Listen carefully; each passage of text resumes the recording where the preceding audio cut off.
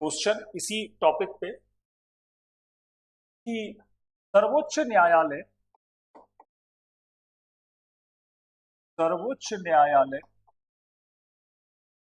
और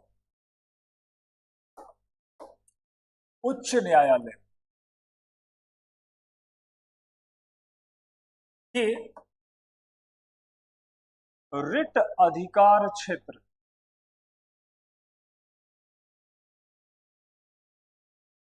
का तुलनात्मक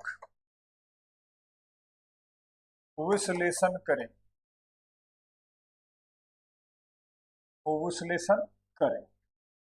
तो देखो, शुरू से ही मैं बता रहा हूं कि आपको क्या करना है। कोई भी क्वेश्चन आए तो चीजों को समझना है कि विषय वस्तु क्या है, कंटेक्स्ट क्या आ रहा है, और कंटेक्स्ट के अकॉर्डिंग डिमांड क्या जनरेट हो रहा है, और फिर आंसर के स्ट्रक्चर पर काम करना होगा। ठीक है, तो सबसे पहले यहां पर एक भूमिका की जरूरत पड़ेगी, और भूमिका में कभी भूमिका नहीं लिखी जाती है।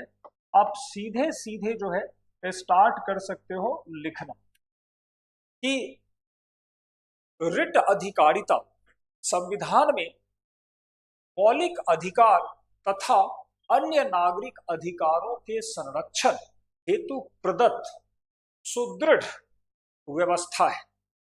यह सर्वोच्च न्यायालय और उच्च न्यायालय दोनों को प्राप्त है, और इसकी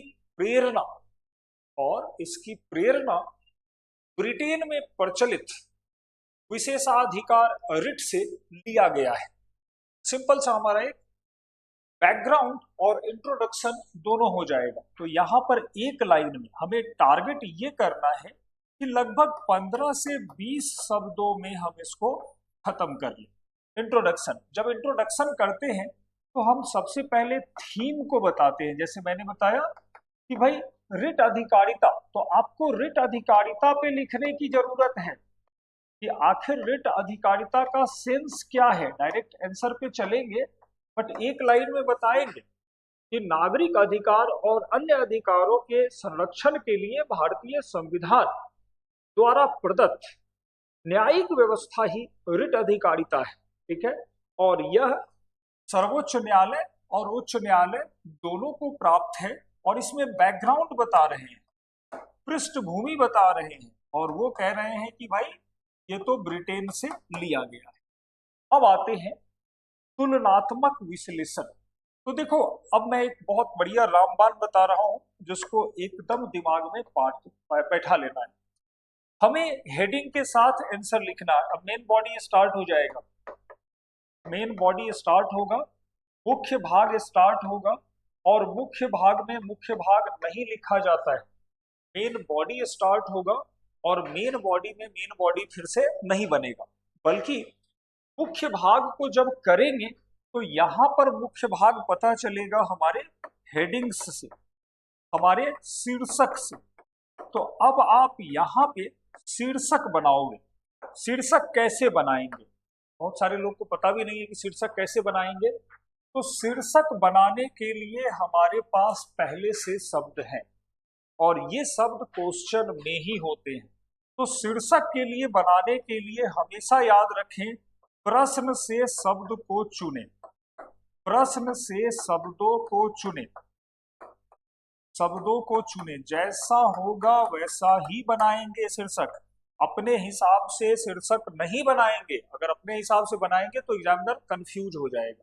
ठीक है, तो अब यहां से तुलनात्मक रिट अधिकार क्षेत्र का तुलनात्मक विश्लेषण सीधा उतार के रख देना है शीर्षक।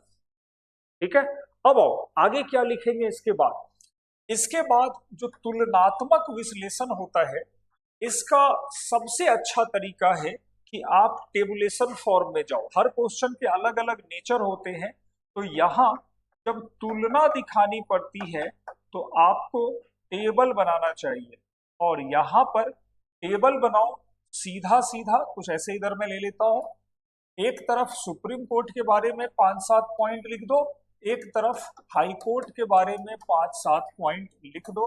सीधा सीधा जो चीजें हैं, अपने तुलना हो गया। निष्कर्ष की खासकर कोई जरूरत है नहीं, फिर भी लिख दो कि इस प्रकार भारत में समेकित न्याय व्यवस्था है जिसका उद्देश्य न्याय, स्वतंत्रता, समानता और बंधुत्व को सुनिश्चित करना है। ना कोई बड़ा ना कोई छोटा। क्लियर हो रहा है? रेडीमेड आंसर है।